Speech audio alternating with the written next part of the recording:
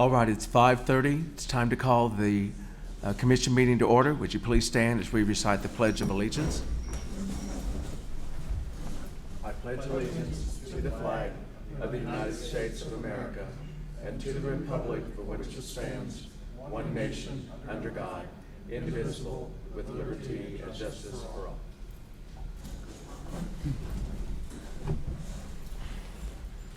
Thank you for all that are in attendance tonight.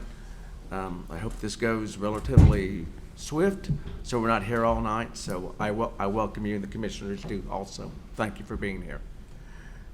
First thing on the agenda, we've all had a chance to look at the agenda, the new agenda that we have here. Do you have any modifications to it, either commissioners? I have none.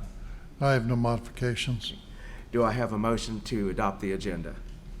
I make a motion that we adopt the agenda as published. I second it. All in favor signify by saying aye. Aye. Aye. Item number 2, the consent agenda.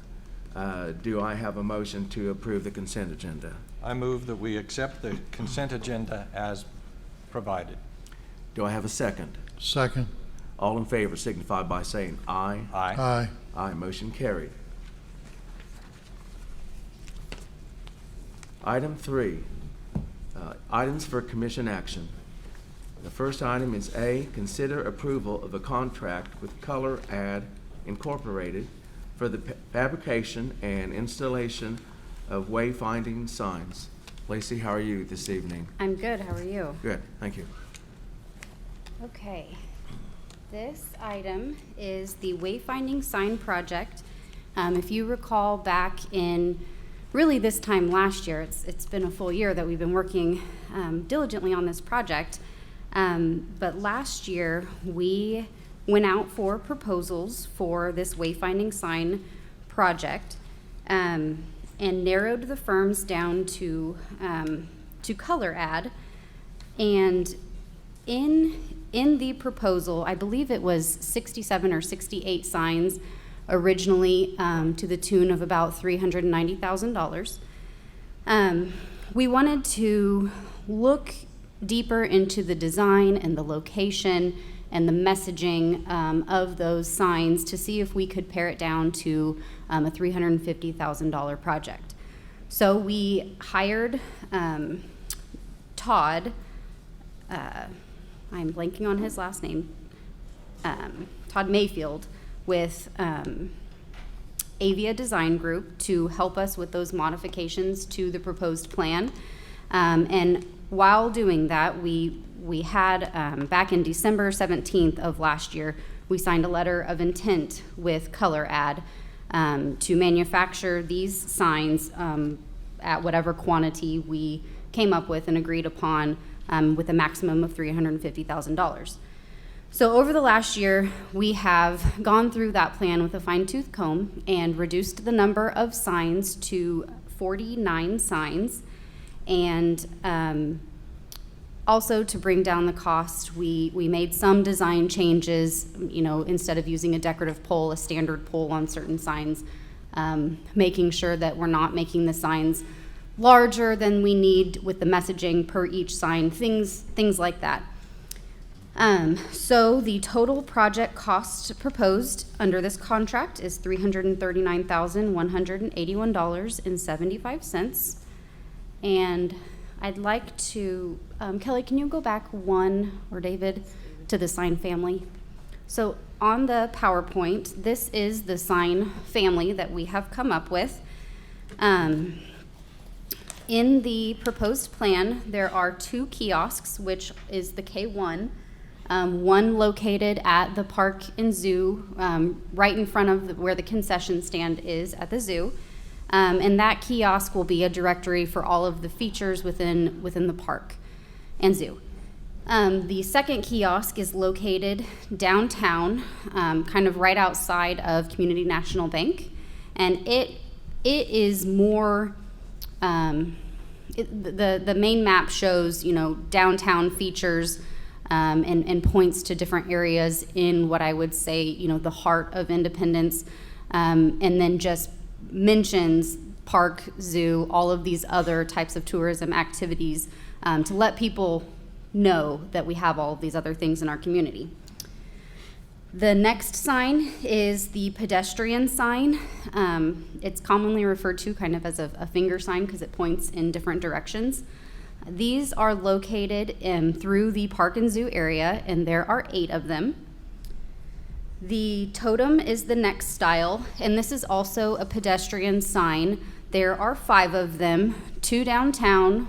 1 is located outside of Memorial Hall, and the other, currently there's kind of a wayfinding sign over by the VFW park in that gazebo area. That's rather dated and worn, so we'll be replacing that, and in that position will be this pedestrian totem that has a map of the area of downtown, wherever it is located. The other totems are in the park and zoo area, one kind of in the, what I call the 4-H building complex, to guide people to what all is in that vicinity right around there. The next is located at the ticket booth where miniature golf and the train is. And then the third is located over by the band shell. Then the next 4 signs are all vehicular signage. The first one is the largest. Actually, the first 2 are what I would call the primary roadway signage. So they're larger to meet KDOT standards. They're for places where the speed limit is greater than 35 miles per hour.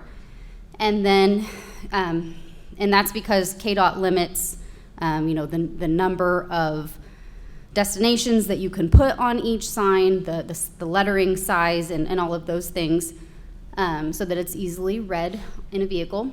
Then the next 2 are more of your secondary street signs where the speed limit is below 35 miles per hour.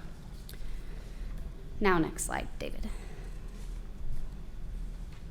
So this is an overall map of Independence, where you see kind of the purple markers. That's Oak Street. And then I have another slide that will show the park and north of Oak Street coming up. But you can see kind of where these markers are placed on the map are where the signs are going. So most of them are on our main thoroughfares. Wherever there's a decision-making point to get to whatever destination it is, that's pretty much where a sign is going. Next slide. This is an aerial of the park and zoo area, and then on North Penn. And then next slide. And then there are 3 located at the airport, coming off of Highway 75 at the decision points. And those signs, they're all 3 identical, eastbound and westbound, and they say airport and industrial park. Any questions? And then there's one at the 10th Street South, at the south end, is that right? Yes, that Okay. one points, if you have your packet with you, there is a complete messaging schedule at the end Okay. that says, what each sign says, and each sign is indexed, and then if you continue in the packet, there's a map that has those index numbers so you can see exactly which sign goes in which place and what that messaging is. Okay. So I believe that one shows the Arco Sports Complex, disc golf, and the community college, I believe. Okay. Yeah, that would make sense, being at that location, yeah. Okay, the original project, we had set a budgeted amount of $350,000. And then, from what I understand, reading the packet, we have, the city has set aside $100,000 for 2020 and $100,000 for 2021. The Is that city right? has, in previous years, 2021, set aside $100,000. Okay, The tourism board, through the Chamber of Commerce, matched that at $100,000. okay, Four Paws has donated $50,000 to the project. And then, going off memory, it's about $68,000 of private donations that we've received throughout the community in support of this project. okay, So we are $22,000, with that makeup, we are $22,000 under the roughly $340,000 price tag. oh, okay, great. That was the part I had a misunderstanding. I read it as that the city had set aside $100,000 for 2 years. So I just wanted some clarification on that, so. Yes, That's and understandable. we have several feelers out to see if we can bridge that gap of the $22,000. But we would be responsible for covering it should we not get those donations in. Okay, is there a timeline that those donations need to be turned in? I would say by the end of the year. By the end of the year? Okay, so we still have a little bit of time to raise that additional funding. Yes. Okay. I like the signs, they stand out. A lot of times when you're going through communities, there's so many signs.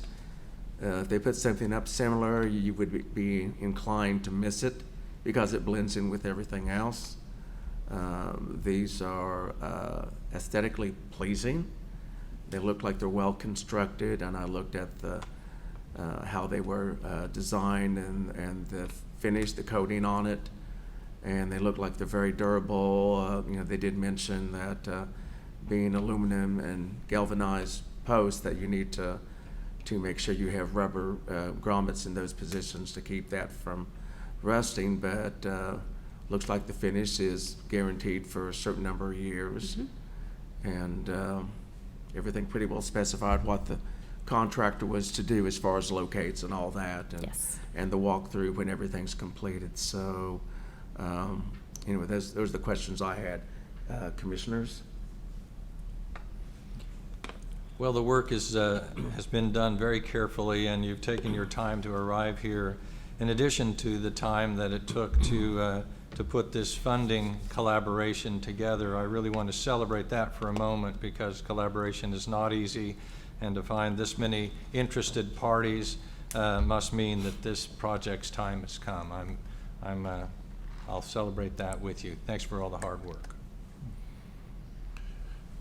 I didn't notice the email that you have already got prices for replacement of signs, so you're setting up a maintenance fund also, so you'll have money available to maintain and replace the signs as needed?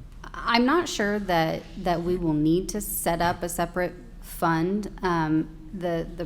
The replacement cost was really just for the graphic, if there should be vandalism or, some destination changes or we need to add something. I just wanted to know a range of pricing to make sure that, it's not $5,000 to replace the messaging on a sign. And I believe they were all in the $500 range. So very, very manageable. Something that can be built into a budget easily. Yeah, it seems like the shortfall is when something is new, whether it be a building or messaging such as this, you forget that eventually it's going to need attention, and without setting up either a general maintenance account to draw from, it becomes difficult and then appears to get neglected and run down, and then it can get to the point of removal instead of the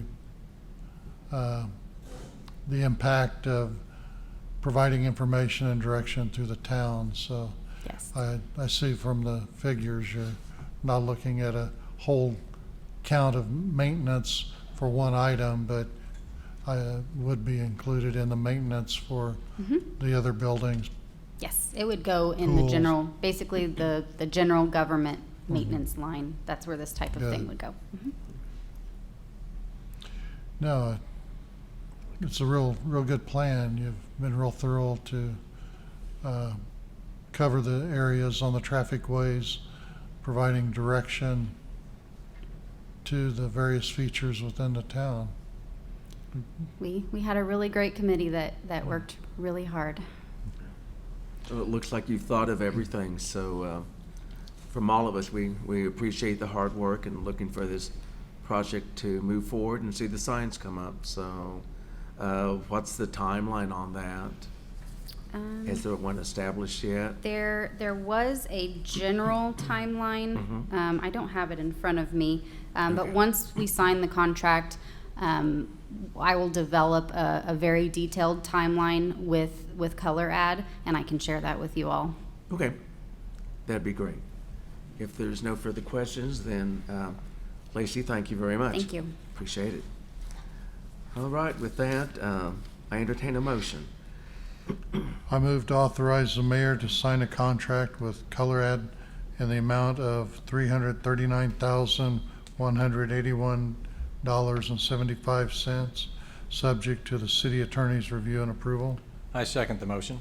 All in favor signify by saying aye. Aye. Aye. Aye, motion carried. Thank you. Item B, considering the request from Mike Flood to place banner honoring Jim Halsey in the Memorial Hall lobby adjacent to the green room. Brian, David? Yeah, I'm going to let Mr. Flood's birthday was today, so Okay. we wish him a happy birthday. So Brian has been working with him, and Mayor can give you information on what they're wanting to do upstairs. Okay, Brian? Yeah. So last week, Mike got a hold of me, and he was wanting to hang some canvases in the room next to the green room where we have the Jim Halsey obelisk that has all his information on there. And it's basically a lot of the same information that's already on that obelisk. I mean, the awards, artist roster, there's going to be pictures when they presented in the Soviet Union and that kind of stuff. And also a list of all the chronological, in order of all the shows that have taken place at the Memorial Hall from Jim Halsey's company, which, I mean, that'd be pretty cool. Yeah. We would replace the foam core pictures that are up there currently, which, you know, it would eliminate the use of the easels that are there. And then we could, well, I suggested that they put them on a canvas that was uniform that so they would all match. And that's pretty much what it is. And these are what the banners will look like. That's what he had sent me, but they're actually going to be 3 by 2, 3 foot by 2. So Oh, okay. not quite as. And they will be, how will they be displayed on a, Probably hung on an anchor, An anchor, to okay. make them kind of permanent. Look a lot better than those MC Hammer hang it things, whatever they call okay. And then the canvases will they'll all be in that same general area? them. Yes, banners we and looked the- at putting 3 on the east wall and Okay. 2 on the south wall. Okay. But since I suggested putting another canvas for the pictures, Mm-hmm. that could you know, be an additional panel or 2, because he said we could put those in a picture frame. But I said, well, wouldn't it look a lot better if we had them in, you know, everything look uniform, Right. all the same theme and design and whatnot. Okay. Okay. I'm concerned that we have a lot of traffic in the lobby of the Memorial Hall, and that canvas, the durability of the canvas might be at some point in time tested if they were mishandled. They'll be within reach of the public is, I guess, my concern. Yes. And so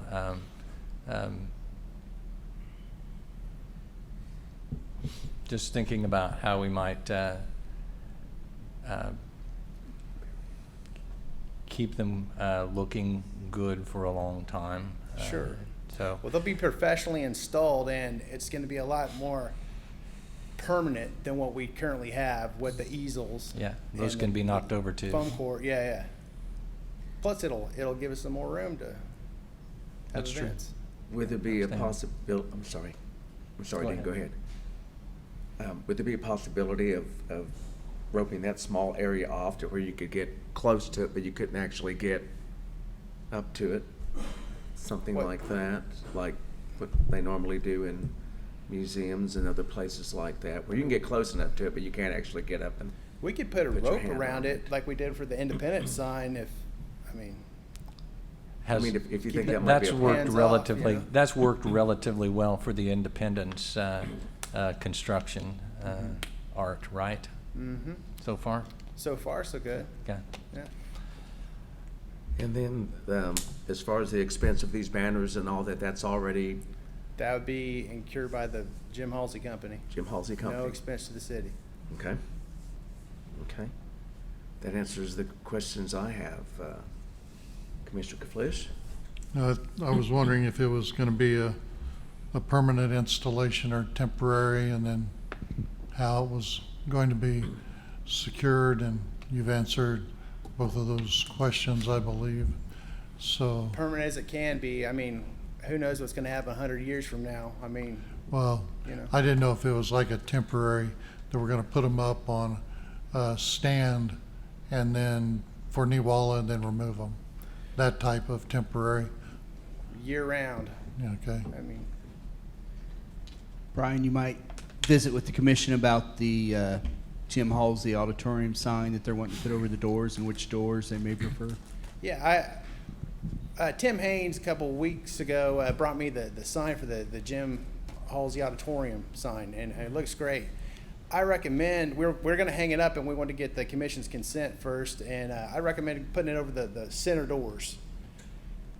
Mike was on board with that. He said either the center board or the center doors or to the left as you're, entering the auditorium. But we both agreed that the right doors are just not They're the way to go. obscured to some degree. Yeah. And, A lot of less times when people frequently used. come into the auditorium for a show, they'll come through the middle doors just to not disrupt everybody that's in there. Might be beneficial to get the commission photographs or something with what the sign looks like too. Sure. It's, how it'll be mounted, background, is it just letters that would be installed? Just give us some more information. If we're gonna approve placement, it'd be nice to have more information to make that judgment on. Is it your intention to have it installed in time for the beginning of our Neowalla celebration? We were going to install it last week until told otherwise. We'd like to have it installed as soon as possible. Yeah. Can you get that information as far as pictures, what this is gonna Yep. look like in placement and Of all course. that, so we can look at that? We do have we're convening the commission again next week on the 20th. Okay. Well, I can get that sent to you as soon as possible. Thank you. Okay. That'll work. Gentlemen, any further questions? No, I have no further questions. All right, then, I entertain a motion. I move to authorize placing Jim Halsey banners in the Memorial Hall lobby area adjacent to the green room. Do I have a second? Second, All in favor signify by saying aye. Aye. Aye, Aye. motion carried. Thank you, gentlemen. Item C, consider vacating certain setback lines for lots 11, 12, and 13 in the West Laurel Street Industrial Park. And this was a request as part of an industrial project we're working on. And David, if you go to the next slide. And that actually shows the lot lines a little bit clearer on where they're at. And that allows them to build over those lot lines as part of their expansion in the industrial park. Is this something that's common in construction like this when companies come into an industrial zone where you need to make modifications on that setback? Well, I mean, if the lots, when they're divided initially, it's just a guess Oh, on what okay. is going to be needed. Right, So generally, it's not ever going to exactly fit someone's needs. So when it was platted, this was just the best guess of what would be a good size. Okay, But depending on the industry, you're gonna have such a variety. right, okay. And this just concerns the inside setback, not the, Not the exterior of the Exterior. 3 lots, right. okay, The zoning variances and the setbacks still apply. Generally, somebody will acquire a lot next to them or something, and they don't usually go through all of this. On this one in particular, the plat had listed the building setback lines. okay, And so they felt more comfortable if those were vacated. okay. So just is basically clarifying, making Yes. it more specific. That they can build over those Right, lines. right, okay. Okay, Commissioners, questions for Kelly? I have none. I have none. All right, then I entertain a motion on this. I move to authorize ordinance 4374 and to vacate the following setback lines. 1, the 20-foot building setback line running north and south between lots 11 and 12. 2, the 30-foot building setback lines running east and west between lots 12 and 13. The 30-foot building setback lines running east and west between lots 11 and 13. The exterior setback lines of lots 11, 12, and 13 shall not be vacated. I second the motion. All in favor signify by saying aye. Aye. Aye, motion carried. Thank you. Moving along, item D, consider proposals for marketing Building D, the temporary city hall located at 811 West Laurel Street.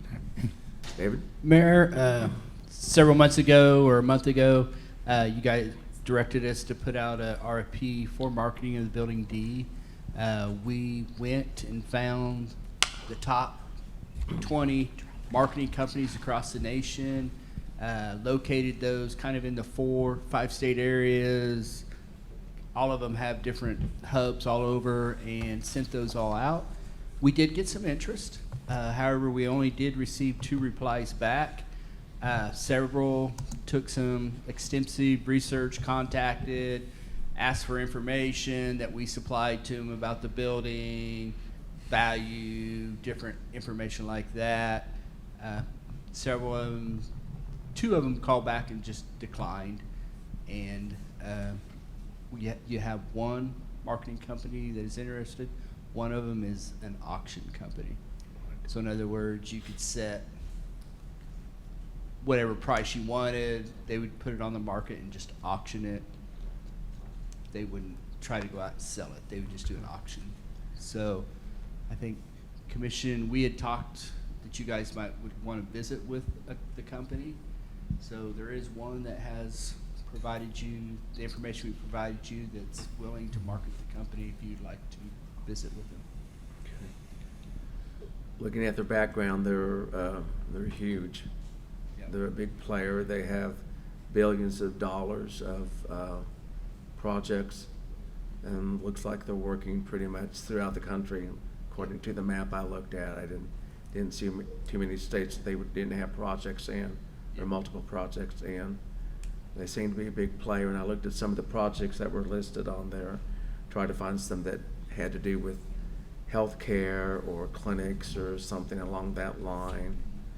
And yeah, I would like to have a chance to sit down with them and hear what their strategy is as far as them understanding the building, and there's certain needs in this region that we're looking at, and just kind of sit together with them and bounce off some ideas of what we would like to see, and see if they can work up a plan to accommodate that. Yeah.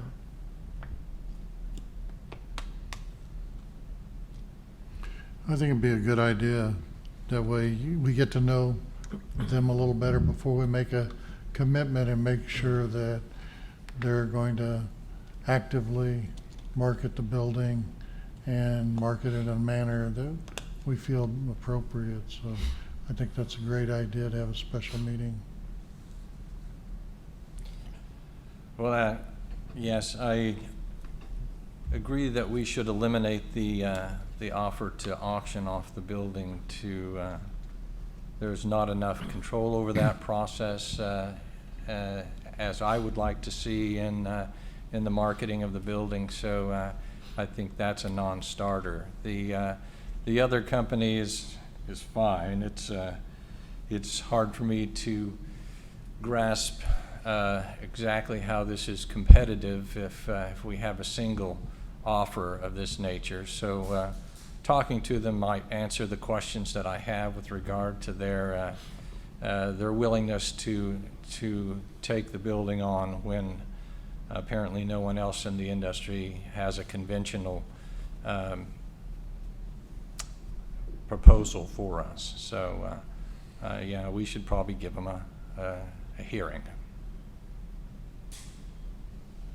I'll work with Kelly to get something set up, and she can work with you guys to get that date set. All right, if there's no further questions, I entertain a motion on this. I move to authorize city staff to schedule a special commission meeting to interview CBRE Incorporated regarding marketing Building D. Do I have a second? Second. All in favor signify by saying aye. Aye. Aye, motion carried. Thank you. Item E, consider authorizing payment of the J. Graham Construction Incorporated invoice for work at the airport. And I looked at this, initially, the statement that was sent was dated October the 1st of 2021. But the city didn't receive it until the Till- 11th. Until the 11th, okay. So, and normally the procedure is that there's a 2-week, Well, normally to- we put to it on the approve the next appropriations, right. appropriation, and just the timing, we weren't able to get it on this one, and since it's such a large amount, we don't want to hold the contractor up on providing payment in a timely manner, so we suggested going ahead and getting it Okay. authorized to pay. and J. Graham asked if this would be allowable due to some Yes. circumstances that they are having. Right. Okay. Yeah, normally the pay schedule has been laid out in their contract, and it's nothing on our part that we violated to need to No. act. It's just cooperation No, just with the working. contractor to meet Right. their needs, and since we had a meeting, Yes, and they've It been good moves. to work with, and they've Yes. done a great job.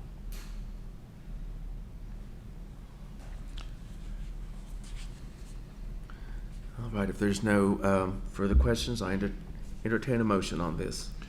I move to authorize a manual payment of $224,352.59 to J. Graham Construction Incorporated for the work as noted in the attached pay application.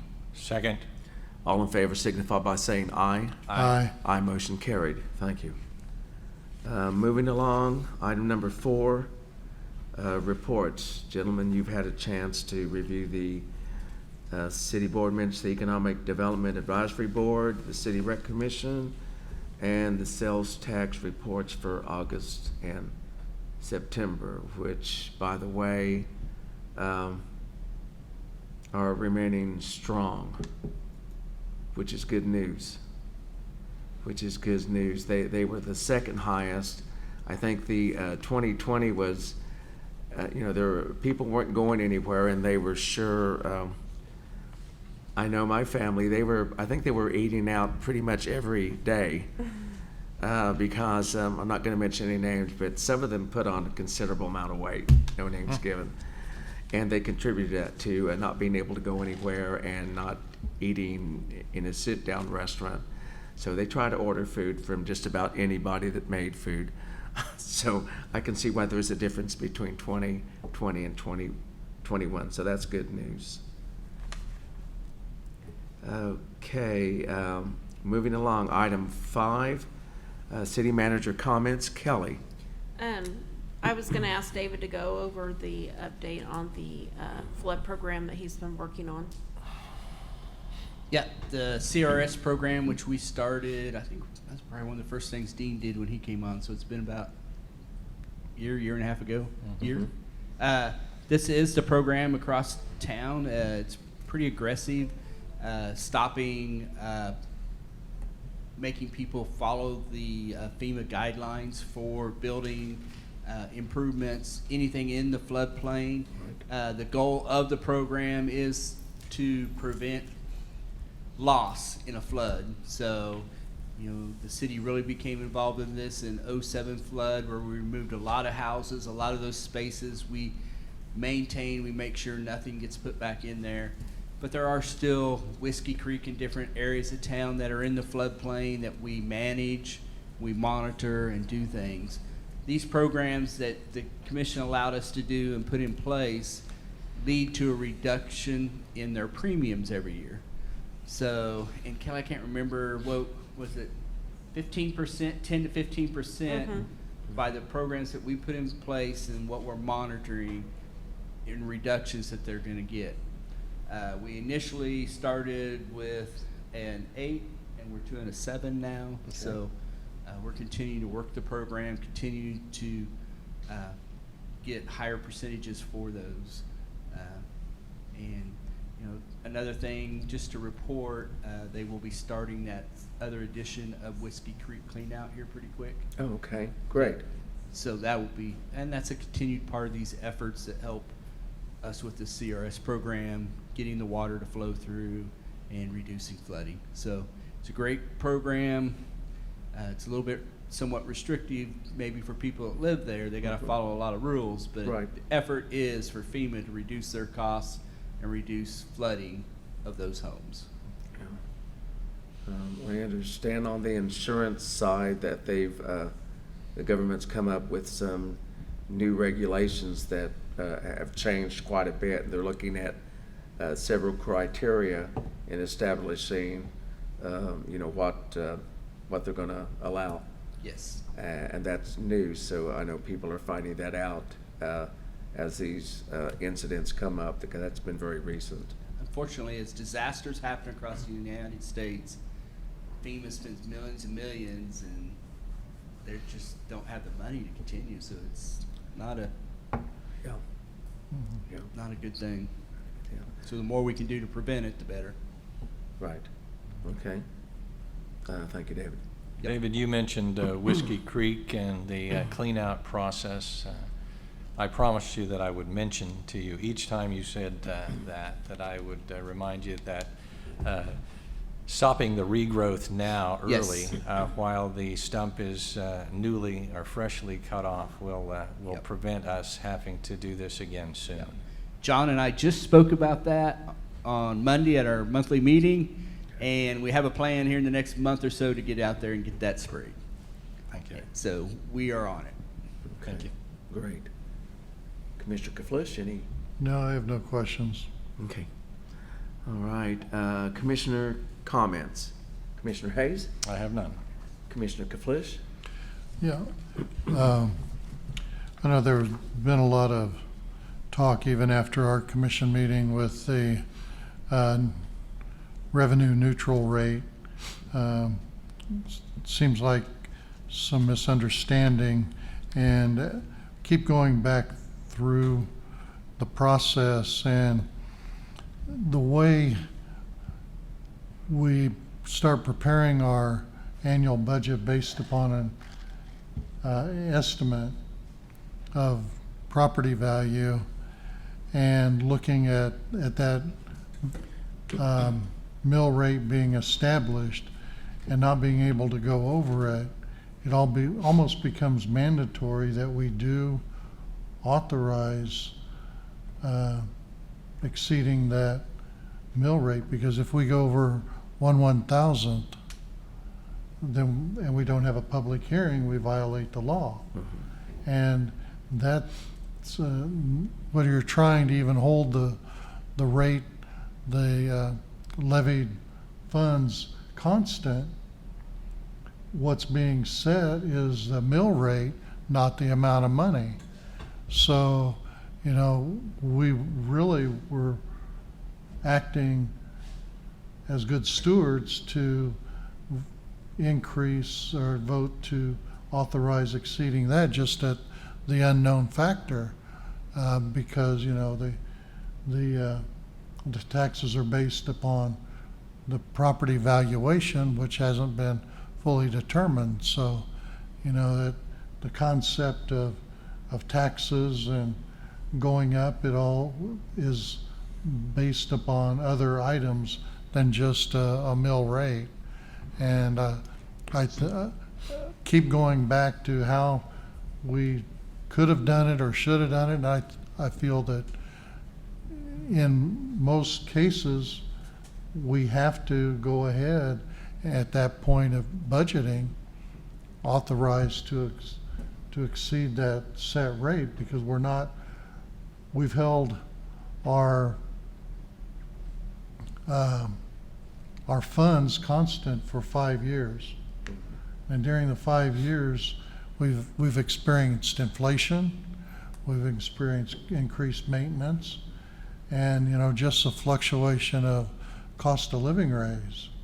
You know, if we go over it even a fraction of a mil, we would be violating if we didn't have that authority. So, you know, I think as we approach our budget year again, a year from now, it's something of dedicating maybe some education for the public to understand what we're doing. And this will be good since we've had a year. The House Rule 13 was new and just brought in and we were all adjusting to it. But you know, I think we did good. Staff worked hard to keep our mill levy down. I know we're in October, the final assessed valuation is usually set. I wonder at our next meeting, we could go over where the valuation came in and how that affects what we are actually looking at rates, to kind of bring it up to date instead of the estimated valuation. Look at that final valuation, just another step to follow through with the public, allowing them to stay current on where things are going. Because I know one thing is we always look at purchasing a house as an investment, and through the years we want our investment to increase. Well, with that increased valuation comes an increase in our property tax, and that's beyond the city's control. So we do want to work to be good stewards of what's entrusted to us. So that was about the only thing. You know, I keep looking back at where we were in the past and where we need to go in the future with our dollars. Yeah, it's a great comments, Commissioner Kaflis. It's a balancing act. I've been trying to explain to people the cost, and at some point in time, there's you can only hold the line to a certain degree, you know. And I think sometimes they think, I think that part of the problem is when these headlines come out, they come out and they really don't give the whole story of what's behind the headline. But that happens, you know, no matter what it is. But yeah, I think we need to do a better job of educating. It was new to us, and it was kind of threw everybody off their game, because we were used to handling this in a certain way, and they kind of threw everybody under the bus with this, from what I understand. But anyway, like Glenda said, I do appreciate staff working to get those numbers till we were able to rectify that and move along. So thank you. The only thing I do want to ask, if I can bring it up, there was a structure fire today, and did everyone come out okay safely? I mean, there wasn't any. There were, yeah. The initial alarm at 12:07 this morning was for possible entrapment of a child. Mm-hmm. On the arrival of our fire chief in Tower 1, though, everybody was out of the house. Okay. However, the house living room and the chief reported a fully involved living room with extension into the attic. So they did a good job getting it under control in about 45 minutes, Okay. but it's extensive damage to the house. I drove by earlier this afternoon, and yeah, it is. Okay, that's the only comments I had. Public concerns, do we have someone here? We have no public concerns. All right, so moving along, item number 8, executive session. The first one is, okay, I make a motion for an executive session. I move that we recess for an executive session for consultation with an attorney representing the city regarding a legal issue pursuant to the attorney-client privilege exception found at KSA 75-4319B2, and this will be for 20 minutes, and the meeting will resume at 6:37 according to my watch. And that is the motion. Do I have a second? Second. All in favor signify by saying aye. Aye. Aye, and that will be the commissioners, Kelly, David, John, And the city and attorney. City Attorney Jeff.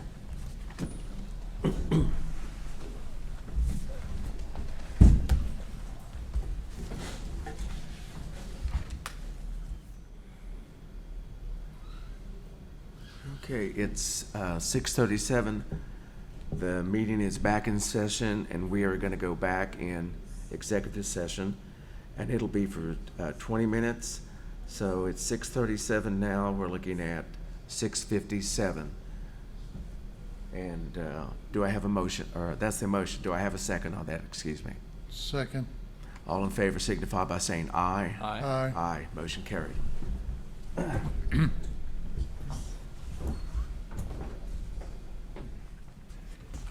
All right, it's 6:57, and we are back in session. There was no action taken. We are going to go back in session, so I move that we recess for an executive session for discussion of employee performance pursuant to the non-elected personnel exception KSA 75-4319B1. I've got 6:58. It'll be for 10 minutes. So we will resume at 7:08, and that is the motion. Do I have a second? Second. And that will involve the commissioners and Kelly, the attorney, and David Cowan. and David And Jerry Harrison. and Jerry Harrison. Aye. And do I have a second? Second. You got a second? You got a second? Sorry. Aye. Aye. Aye. Aye. Carried.